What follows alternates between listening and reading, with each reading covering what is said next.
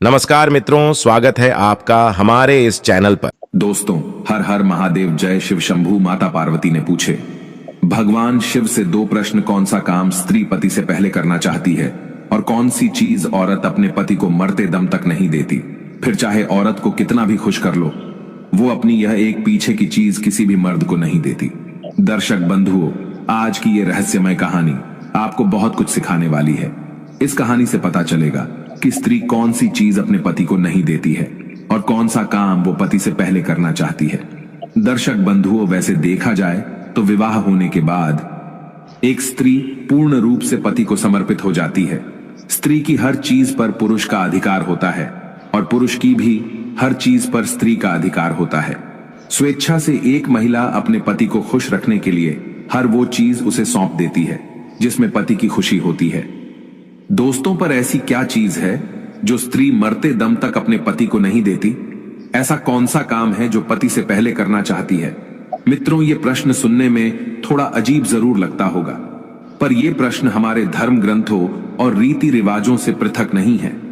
इसलिए इसका उत्तर लगभग सभी जानते होंगे कि कौन सी चीज है जो पुरुष जीते जी अपनी पत्नी को दे सकता है, पर स्त्री जीते जी अपने पति को नहीं दे सकती। तो आइए सुनते हैं इस कहानी के माध्यम से। दोस्तों, सबसे पहले सच्चे दिल से कमेंट बॉक्स में लिख दें, हर हर महादेव, और भगवान शिव के लिए एक लायक जरूर करें। भगवान को लायक करने में कंजूसी ना करें। मित्रों, बात कुछ पुरानी है। एक बार कैलाश पर भगवान शिव और माता पार्वती चौसर का खेल खेल रहे थे। खेल ही खेल में उनके बीच वार्तालाप हो रहा था। माता पार्वती ने सोचा कि क्यों ना भोलेनाथ से कुछ ज्ञान भी अर्जित कर लिया जाए। यही सोचकर माता पार्वती ने उनसे बीच बीच में प्रश्न करती जाती थी, जिनका जवाब भगवान महादेव बड़े ही सुंदर ढंग से देते थे। प्रश्न करते करते माता पार्वती ने एक ऐसा प्रश्न पूछ लिया जो बड़ा ही रहस्यपूर्ण था। माता पार्वती ने पूछा, हे देवाधिदेव, मुझे ये बताइए, एक स्त्री और पुरुष का रिश्ता प्रेम, विश्वास, त्याग और समर्पण से बनता है। यदि इनमें किसी चीज का अभाव रहता है तो रिश्ते की नींव कमजोर पड़ जाती है। कई बार तो इनके अभाव के चलते रिश्ता टूट भी जाता है। कहते हैं इसमें कपट के लिए कोई स्थान नहीं है।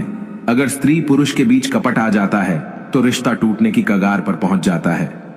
और जहां प्रेम होता है, विश्वास होता है, वही गृहस्थ जीवन खुशहाल होता है। और जहां झूठ और कपट का लेस मात्र भी अंश होता है, वहां गृहस्थ जीवन कलह और कलेशों से भरा रहता है। वहां पति और पत्नी के रिश्तों में कोई मजबूती नहीं रहती। इसलिए मैं ये जानना चाहती हूं कि स्त्री कौन सी चीज अपने पति को मरते दम तक नहीं देती और कौन सा काम वो पति से पहले करना चाहती है, जबकि हर काम में स्त्री अपने पति को ही आगे रखती है। फिर ऐसा कौन सा काम है जो वो पति से भी पहले करना चाहती है?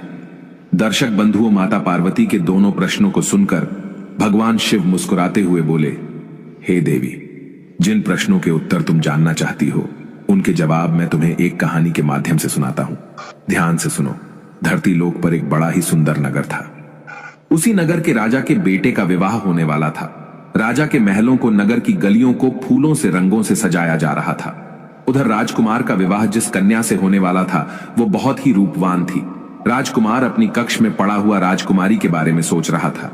सोचते सोचते अचानक से उसके मन में राजकुमारी से मिलने की इच्छा जागृत हो उठी। वो उसी क्षण राजकुमारी के पास जाना चाहता था। उसने एक योजना बनाई और सबसे छुपते छुपाते महल से निकल चला। अस्तबल से एक घोड़ा लिया और घोड़े पर सवार होकर राजकुमारी से मिलने के लिए चल दिया। चलते चलते जब वो एक जंगल के रास्ते से गुजरा तो वहां उसे बहुत जोर की प्यास लगने लगी। अब तो राजकुमार पानी की तलाश में इधर उधर भटकने लगा।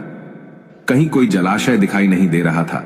यदि कहीं कोई नदी या तालाब मिल भी जाता तो उसमें पानी नजर नहीं आता।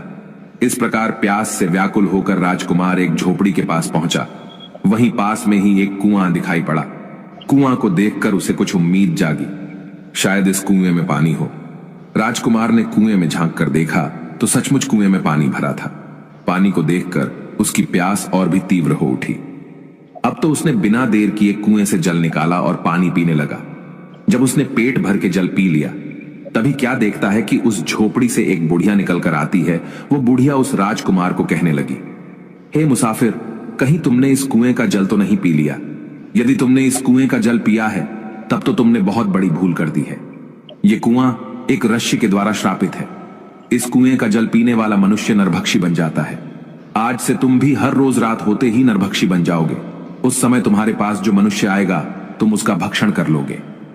उस समय तुम ये नहीं सोचोगे कि ये मेरी माता है, ये मेरे पिता है, ये मेरी पत्नी है, ये मेरे भाई हैं या ये मेरी बहन है। उस समय तुम्हारे निकट दिखाई देने वाला मनुष्य या पशु सिर्फ तुम्हारा भोजन होगा। दर्शक बंधु, उस बुढ़िया के मुख से श्राप की बात सुनकर राजकुमार बड़ा दुखी होने लगा। कहने लगा, माता श्री, तब तो मैंने इस कुएं का जल पीकर घोर अनर्थ कर डाला है। ऐसे तो मैं न जाने कितने मनुष्यों को हर रोज अपना आहार बनाऊंगा, जिसमें मेरे अपने भी शामिल हो सकते हैं। मित्रों, राजकुमार विनती करके बोला, हे माई, क्या इस श्राप से मुक्त होने का कोई उपाय नहीं है? यदि नहीं है तो मैं अपने आप को ही खत्म कर लूंगा, जिससे मैं किसी दूसरे को मार कर अपना भोजन बनाऊं। तब बूढ़ी मां कहती है, बेटा, श्राप से मुक्त होने का उपाय तो है, यदि आप कर सको तो। राजकुमार बोला, हे मां, श्राप मुक्त होने के लिए मैं काल से भी लड़ जाऊंगा, तुम बताओ तो सही। तब बुढ़िया कहती है, बेटा, यहां से कुछ मील की दूरी पर एक ऊंचा सा पहाड़ है। उस पहाड़ पर हरे भरे पेड़ पौधों से भरा हुआ जंगल है। उसी पहाड़ पर एक कायाकल्प नाम की बूटी है। यदि तुम उस बूटी का रस निकालकर पी लोगे तो तुम इस भयंकर श्राप से मुक्त हो सकते हो। लेकिन इतना ध्यान रखना, रात होने पर तुम किसी एकांत स्थान पर जाकर छुप जाना। यदि आप कहीं मनुष्यों की बस्ती में ठहर गए तो न जाने कितने निर्दोष मनुष्य तुम्हारा आहार बन जाएंगे। मित्रों, राजकुमार ने कहा, ठीक है, मैं इस बात को भली भांति ध्यान रखूंगा। इतना कहकर राजकुमार उस कायाकल्प औषधि को ढूंढने के लिए चल दिया। इधर माता पार्वती और भगवान शिव इस दृश्य को देख रहे थे। पार्वती जी कहने लगी, प्रभु, कुछ समझ में नहीं आ रहा है कि आप मेरे प्रश्न का उत्तर किस प्रकार देना चाहते हैं। भगवान शिव, भोले देवी, धैर्य रखें, आपको आपके प्रश्नों के जवाब इसी कहानी से मिलने वाले हैं। आप बस इस कहानी को ध्यान से सुनते जाइए। दर्शक बंधु, उधर वो लड़का राजकुमार बड़ा चिंतित होता हुआ उस पर्वत की ओर बढ़ता जा रहा था। औषधि वाला पर्वत वहां से काफी दूर था। इधर अंधेरा भी हो चला था। राजकुमार ने सोचा कि अब आगे का रास्ता मैं सुबह सूर्य निकलने के बाद तय करूंगा। पहले मैं किसी निर्जन स्थान पर जाकर रात गुजार लेता हूं। यदि मैं नरभक्षी बन गया तो मेरे द्वारा निर्दोष लोगों की जान चली जाएगी।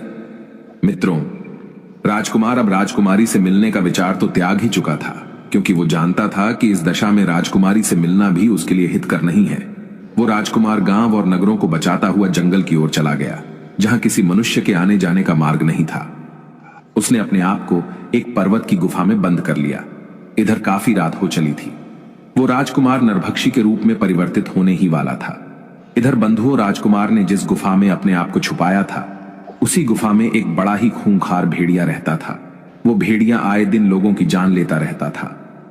चारों तरफ लोगों के मन में उस भेड़िए को देखकर दहशत बनी हुई थी। इधर क्या हुआ, जब वो राजकुमार गुफा के अंदर पहुंचा तो उसे एक खूंखार भेड़िया गुफा के अंदर बैठा मिला। उस भेड़िए ने राजकुमार को देखा तो मन में बड़ा खुश हुआ कि आज तो घर बैठे ही भोजन चलकर आ गया। भेड़िया गुर्राता हुआ उस राजकुमार की ओर झपटता है। वो उसे खाने ही वाला था कि इतने में राजकुमार पर उस श्राप का असर होने लगा। पल भर में ही वो मनुष्य से नरभक्षी पिशाच के रूप में बदल गया। भेड़िए ने देखा कि ये तो कोई मुझसे भी अधिक खूंखार जानवर है। वो एकदम से डर गया और अपने आप को छुपाने के लिए जगह ढूंढने लगा। नरभक्षी राजकुमार भी भेड़िया को देखकर उसके ऊपर टूट पड़ा और थोड़ी ही देर में वो भेड़िए को मारकर खा जाता है। दर्शक बंधुओं, इस प्रकार राजकुमार ने नरभक्षी के रूप में रात उस गुफा में बिताई और सुबह होते ही वो अपने रूप में आ गया। राजकुमार गुफा से निकलकर आगे की राह तय करने लगा। तभी कुछ गांव के लोगों ने देखा कि ये नवयुवक तो उस दिशा से आ रहा है जिधर वो आदमखोर भेड़िया रहता है। लोगों को उसे जीवित देखकर बड़ा आश्चर्य हुआ। सब लोग पूछने लगे, अरे भैया, तुम कौन हो और इधर कहां से आ रहे हो? इधर तो एक बड़ा ही खूंखार भेड़िया रहता है जो लोगों को मारकर खा जाता है। तुम भला जीवित कैसे बचाए? तब राजकुमार ने बताया, अरे भाई, मुझे किस बात का भय लगता? जिस भेड़िया की आप बात कर रहे हो वो तो उस गुफा के द्वार पर मरा पड़ा है। मैंने उसे मार डाला। राजकुमार की बात सुनकर गांव वालों को बड़ा आश्चर्य हुआ। वे सब इस बात की पड़ताल करने के लिए गुफा के पास गए तो देखा सचमुच वो भेड़िया मरा पड़ा था। यह देखकर लोगों के मन में भेड़िया को लेकर जो दहशत थी वो खत्म हो गई और पूरे राज्य में इस बात की खबर फैल गई कि एक सामान्य पुरुष ने उस भेड़िए को मार डाला है। जब ये बात वहां के राजा को पता चली तो वो राजा उस राजकुमार को मिलने के लिए अपने महल में बुलाता है और कहता है, हे वीर युवक, तुमने उस भेड़िया को मारकर हमारी प्रजा को निर्भय कर दिया है। मैं तुम्हारी वीरता और साहस का कायल हो गया हूं। तुमने मुझे बहुत बड़ी प्रसन्नता दी है। इस खुशी में मैं तुम्हें एक उड़न खटोला भेंट करता हूं। ये उड़न खटोला तुम्हें पल भर में यहां से वहां पहुंचा सकता है। दर्शक बंधुओं, राजा से उड़न खटोला पाकर राजकुमार भी बड़ा खुश होता है। सोचने लगा, ये तो बड़ा अच्छा हुआ, अब मैं इसी उड़न खटोले पर बैठकर उस पर्वत पर आसानी से पहुंच जाऊंगा। मित्रों, राजकुमार ने वैसा ही किया। वो उस जादुई उड़न खटोले पर सवार हुआ और उस पर्वत पर जा पहुंचा। उसने देखा कि वहां कायाकल्प नाम की अनेक बूटियां चमक रही थीं, जो बार बार अपना रूप बदल रही थीं। बूढ़ी मां ने उसे पहले ही बता दिया था कि जो बूटी अपना रंग रूप बदलती दिखाई दे, उसी का रस निकालकर पी लेना। राजकुमार ने बिना समय गंवाए कायाकल्प बूटी का रस निकालकर पी लिया, क्योंकि इधर शाम होने वाली थी। राजकुमार अब निरोग हो चुका था। राजकुमार ने क्या किया, वो उस उड़न खटोले पर बैठकर अपनी राजकुमारी के नगर को चला आया। वहां पहुंचकर वो अपनी राजकुमारी से मिलता है। राजकुमारी भी राजकुमार से मिलकर बड़ा प्रसन्न होती है। इधर राजकुमार ने अपने नगर में खबर भिजवा दी कि आप बारात लेकर आइए, मैं अपनी ससुराल पहुंच चुका हूं। इधर राजकुमार की बारात आती है और अगले दिन उसका राजकुमारी के साथ बड़ी धूमधाम के साथ विवाह हो जाता है और वे अपने नगर को लौट आते हैं। मित्रों, दोनों बड़े आनंद के साथ रहने लगे। कुछ दिनों बाद राजकुमार के घर में एक पुत्र का जन्म होता है। पुत्र की खुशी में राज परिवार में जश्न मनाया गया, प्रजा में मिठाइयां बांटी गई। इधर माता पार्वती ने भगवान शिव से पूछा, प्रभु, आपकी लीला मेरे समझ में नहीं आई। एक प्रश्न का उत्तर बताने के लिए आपने मुझे एक राजकुमार की पूरी कहानी सुना दी, लेकिन उत्तर अभी तक नहीं मिला। तब भगवान शिव बोले, देवी, अब बहुत ही जल्द तुम्हारे प्रश्न का उत्तर मिलने वाला है। फिर क्या हुआ? एक दिन उस राजकुमार के राज्य पर शत्रु देश ने चढ़ाई कर दी। राजकुमार अपने दुश्मनों से लड़ने के लिए युद्ध में जाता है। उड़न खटोला की सहायता से उसने दुश्मन सेना को तो खदेड़ दिया, पर युद्ध में तीर लग जाने से उसकी भी जान चली गई। जब राजकुमार की मृत्यु हो जाती है तो सब लोग उसे अर्थी पर रखकर ले जाने लगे। उसकी पत्नी वहीं खड़ी होकर रोती बिलखती दहाड़े मार रही थी। राजकुमार के सभी परिवारजन उसे कंधा दे रहे थे और उसे शमशान की ओर ले जा रहे थे। भगवान शिव ने बताया, देवी, यही वो चीज है जो स्त्री अपने पति को नहीं दे सकती और पति तो स्त्री को दे सकता है। हमारे धर्म की यही परंपरा है। पति के मरने के बाद स्त्री उसे कंधा नहीं दे सकती और ना उसे शमशान में साथ ले जाया जा सकता है। तुम्हारा दूसरा प्रश्न था कि स्त्री कौन सा काम पति से पहले करना चाहती है, तो इसका उत्तर है कि सुहागन स्त्री ये कामना करती है कि उसकी मृत्यु उसके पति से पहले हो जाए, जिससे उसका पति उसे कंधा दे सके, उसे मुखाग्नि दे सके और उसका तरण हो सके। और वैसे भी पति के मरने के बाद स्त्री का जीवन शून्य हो जाता है। पति के बिना उसका जीवन जीवन नहीं रहता। कहते हैं, पति के बिना स्त्री की कोई भी गति नहीं है। एक पुरुष के बिना स्त्री का जीवन बड़ा ही कष्टकारी है। वे नारियां बड़ी भाग्यशाली होती हैं जिन्हें पति से पहले मृत्यु प्राप्त हो जाती है और पति के हाथों अंतिम संस्कार होने का सौभाग्य प्राप्त होता है। मित्रों, ये कहानी आपको कैसी लगी?